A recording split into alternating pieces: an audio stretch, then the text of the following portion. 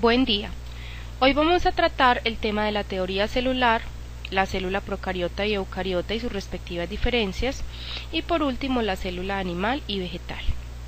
Vamos a tener en cuenta que para los científicos haber iniciado la teoría celular debieron de haber hecho muchos estudios desde hace mucho tiempo. Iniciamos con el señor Robert Hooke, que en el año 1665, utilizando tejido de corcho en un microscopio bastante rudimentario, logró descubrir que estaba formado por pequeñas cavidades a las que llamó celdillas. Más adelante ese nombre fue cambiado y se le llamó célula. El señor Robert Hooke también descubrió que dichas celdillas se encontraban llenas de ciertos jugos. En este caso, ahora en la actualidad se conoce como citoplasma. Robert Hooke no dijo lo que eran estas células y cómo se relacionaban con la vida en todas las plantas, ¿cierto? Eso vino a decirse más adelante cuando otros investigadores también en el tema celular hicieron diferentes aportes.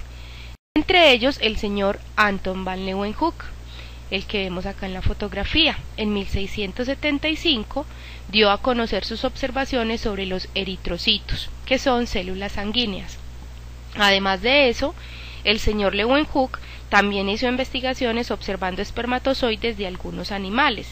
A esos espermatozoides él los llamó animáculos, porque tenían la capacidad de moverse por sí mismos. Entonces él los asociaba a diferentes animales comunes y corrientes.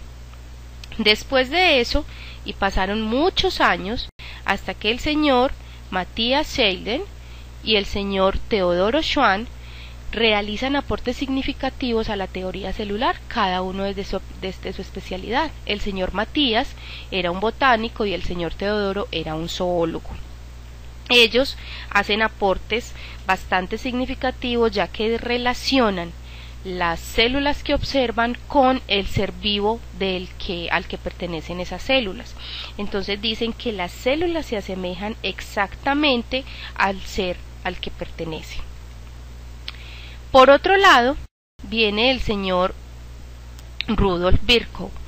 El señor Rudolf Virchow hace un aporte que se mantiene hasta el momento, que dice que toda célula se ha originado a partir de otra célula, por la división de ella. Es decir, una célula no aparece de la nada.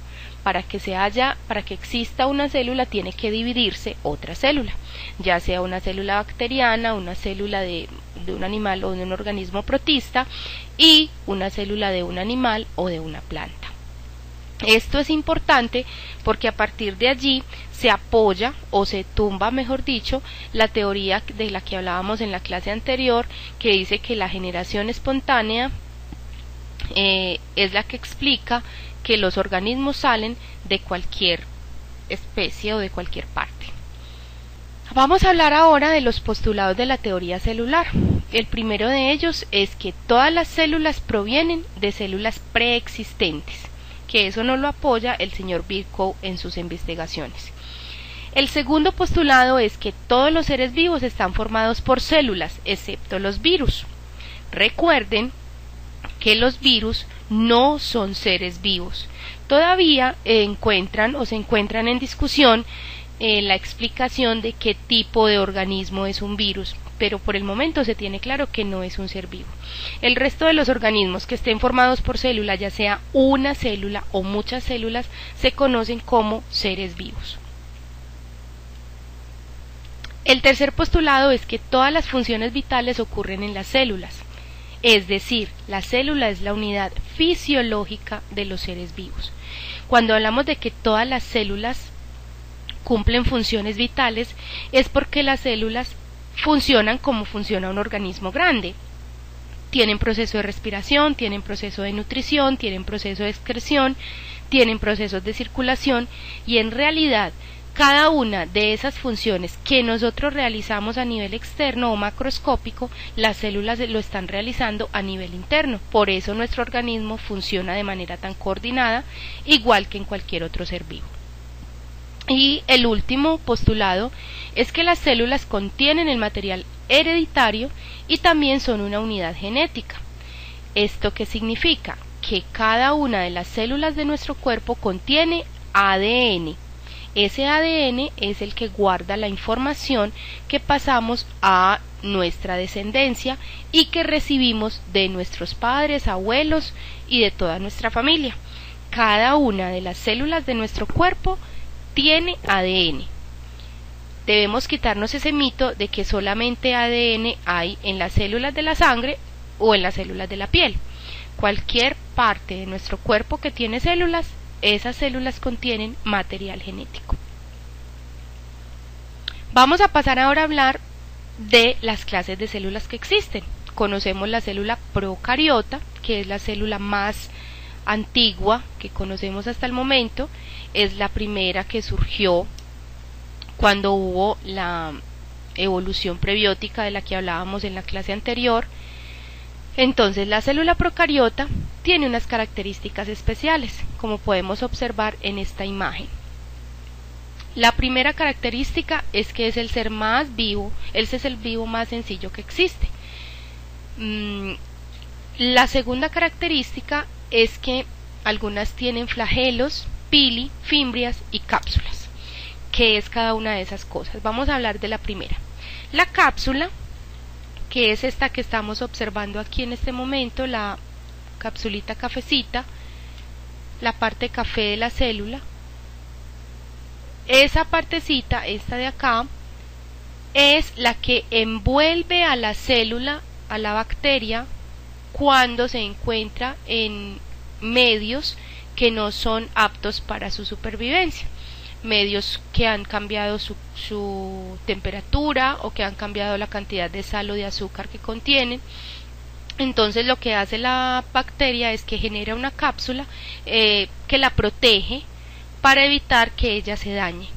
Cuando la bacteria se encuentra en un ambiente sano nuevamente para ella, entonces surge, rompe la cápsula y se reproduce normalmente.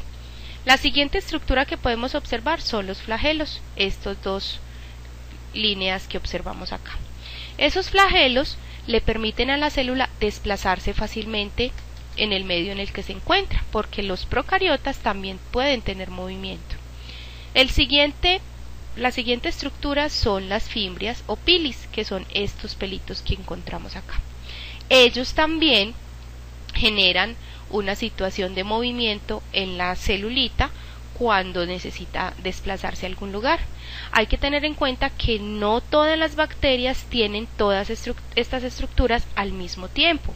Hay algunas que tienen flagelos, otras que tienen pilis o fimbrias y otras que tienen cápsula. Máximo pueden tener 2 de ellas. La siguiente característica es que su estructura se encuentra formada por, la estructura general se encuentra formada por membrana, citoplasma y material genético. ¿Qué significa esto? Lo que estamos observando acá. Esto de color amarillo es el citoplasma, ¿sí? El lugar en el que se encuentran nadando esas organelitas que tiene la célula procariota. Esto que nosotros estamos observando acá, que parece como una madeja de lana desenrollada, eso es el material genético o ADN, que es lo que la célula le pasa a su descendiente cuando hay división celular. Y esta partecita de acá, ¿sí?, la línea de color verdecito circular, es la membrana celular. Recordemos que las bacterias tienen membrana celular y pared celular, ¿sí? Entonces hay que tener claro eso y que se parecen mucho a las plantas en ese sentido. Y lo último es que la célula procariota recibe este nombre porque su material genético no se encuentra rodeado por una membrana, es decir, que no tiene núcleo. Esa es la diferencia con la célula eucariota. Miren que acá el ADN se encuentra suelto en el citoplasma, desprotegido, y fácilmente la célula puede perderlo cuando se daña. Los ribosomas son una estructura que se encuentra tanto en la célula procariota como en la célula eucariota, y más adelante vamos a hablar de ese tema. Por último, vamos a decir que la célula procariota pertenece al dominio bacteria y arquea. La bacteria y el arquea, son el dominio primitivo y es una nueva clasificación de los seres vivos. Bien, vamos a observar algunas curiosidades que nosotros no conocemos sobre las bacterias. La primera es que hay más de 500 especies de bacterias encontradas en la flora oral. ¿Cuál es la flora oral? Esa partecita que nosotros tenemos en el interior de la boca, como decir, por las mejillas, en la parte interna, esa es la flora oral. Entonces, cuando hacen un barrido con un copito y se hace una observación en el microscopio, se han descubierto entre 500 y más especies de bacterias diferentes en nuestra boca. Fácilmente una boca puede tener 25 diferentes tipos de bacterias en general. Un mililitro, ustedes saben que un mililitro es una medida de líquido muy pequeña, puede contener hasta 40 millones de células bacterianas. También se dice que es normal tener 108 células bacterianas por mililitro, es decir, que en cada mililitro podemos encontrar 108 células en el ciego, que es una parte del colon. Recuerden que el colon hace parte de nuestro sistema digestivo. Y muchas de ellas son especies diferentes a las que se encuentran en la boca. También existen aproximadamente 600 millones de bacterias dentro y sobre el cuerpo humano. Y la piel de la axila puede albergar hasta 800 bacterias por milímetro cuadrado. ¿Esto por qué es importante? Porque debemos conocer que no todas las bacterias hacen daño a nuestro organismo o a los organismos vivos en general. Nosotros necesitamos tener bacterias en nuestro cuerpo para conservar o para que éstas nos ayuden a atacar a esos organismos que intentan ingresar a nuestro cuerpo a hacernos daño. Vamos a pensar en una cosa. Recuerden cuando nosotros hacemos deporte o hemos sudado mucho rato durante todo el día. ¿Qué pasa? Empezamos a sentir un olor bastante incómodo en nuestra axila.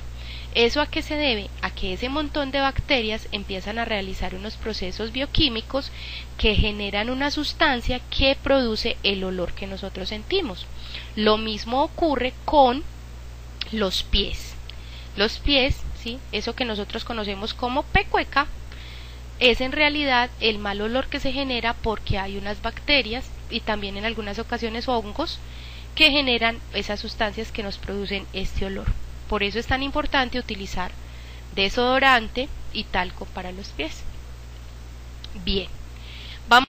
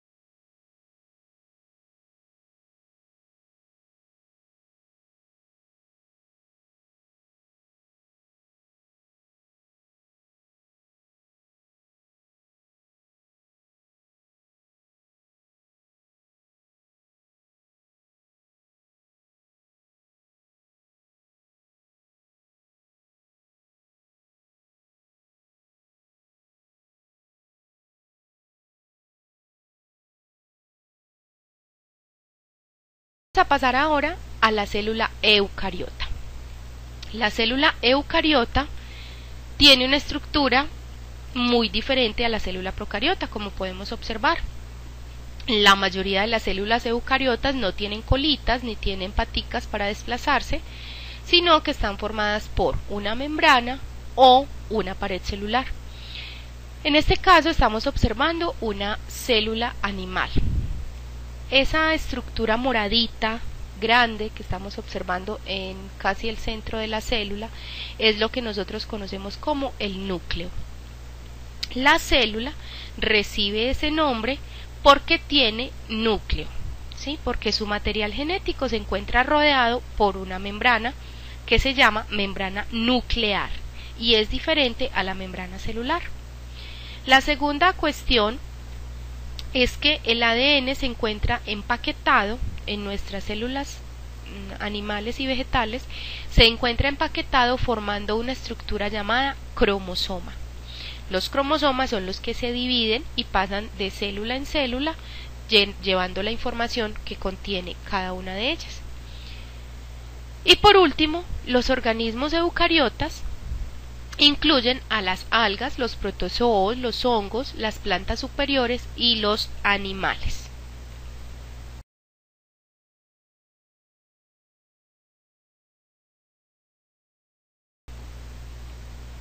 Vamos a observar entonces la diferencia entre célula procariota y célula eucariota. En esta tabla se hace una relación entre una y otra. Podemos observar que la célula procariota tiene ADN desnudo y circular, la célula eucariota tiene ADN empaquetado en forma de cromosomas y se encuentra dentro del núcleo. Una cuestión muy importante es que la división celular de la procariota se llama fisión binaria y la división de la célula eucariota se llama mitosis y meiosis. Cuando estemos hablando de este tema vamos a entender cada uno de estos procesos.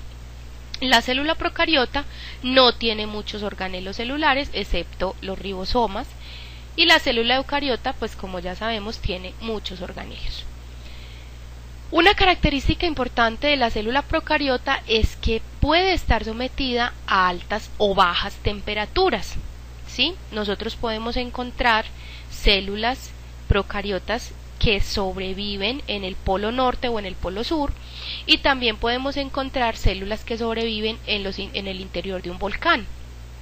También podemos encontrar células que pueden sobrevivir en mares que tienen una extremada cantidad de sal, como el mar muerto, o que tienen una cantidad alta de acidez o de alcalinidad y de frío o calor.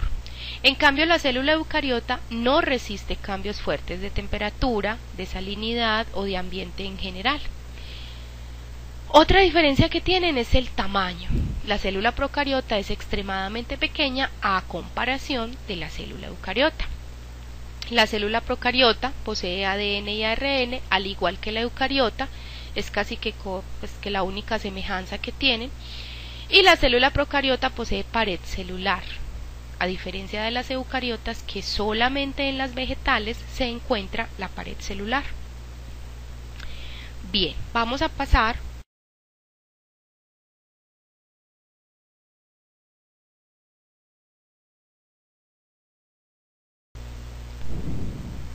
Vamos a hablar entonces ahora de la diferencia entre la célula animal y la célula vegetal. Como podemos observar, en este momento hay unas palabritas en color rojo que se ven muy claras en la tabla. La primera es que la célula animal no posee pared celular a diferencia de la célula vegetal. ¿Esto por qué? Porque las células de los vegetales necesitan ser más rígidas y fuertes para que la planta pueda mantenerse de pie y pueda hacerse fuerte y resistente al medio en el que se encuentra. A diferencia de las células de los animales que requieren más flexibilidad porque hay mayor desplazamiento, tenemos movimiento de ciertas partes del cuerpo, por lo tanto pues se necesita ese tipo de flexibilidad. La siguiente diferencia son los centriolos. Los centriolos se encuentran en las células animales. Ellos son los que permiten o ayudan en el proceso de división celular mitótica. Ellos no se encuentran en la célula vegetal. El siguiente ejemplo de diferencia es los cloroplastos, los cromoplastos y los leucoplastos. Ellos se llaman así porque son o tienen una forma redondeada, parecen como bolitas aplastadas, ¿sí? Los cloroplastos reciben ese nombre porque contienen clorofila, que es esa sustancia de color verde que podemos observar en las hojas y tallos de las plantas y árboles. Además de eso, son una estructura bastante importante de la célula vegetal porque son aquellos que realizan la fotosíntesis en la planta. Vienen más adelante los cromoplastos. Los cromoplastos reciben ese nombre porque tienen sustancias de colores. Recuerden que el prefijo cromo viene de color. Entonces los cromoplastos tienen diferentes sustancias de diferentes colores para darle colores específicos a cada planta. Ejemplo, los tomates tienen muchos cromoplastos con sustancias de color rojo, por eso tienen ese color. Así igualmente las naranjas tienen cromoplastos de color naranja, y todas las frutas que conocemos tendrán obviamente pues el cromoplasto del color que las caracteriza. Por último, el leucoplasto. El leucoplasto es un tipo de plasto que se encuentra en las papas y cualquier tipo de planta que contenga almidón, y se llama leucoplasto precisamente porque almacena almidón. Además tenemos la siguiente diferencia, que es la vacuola.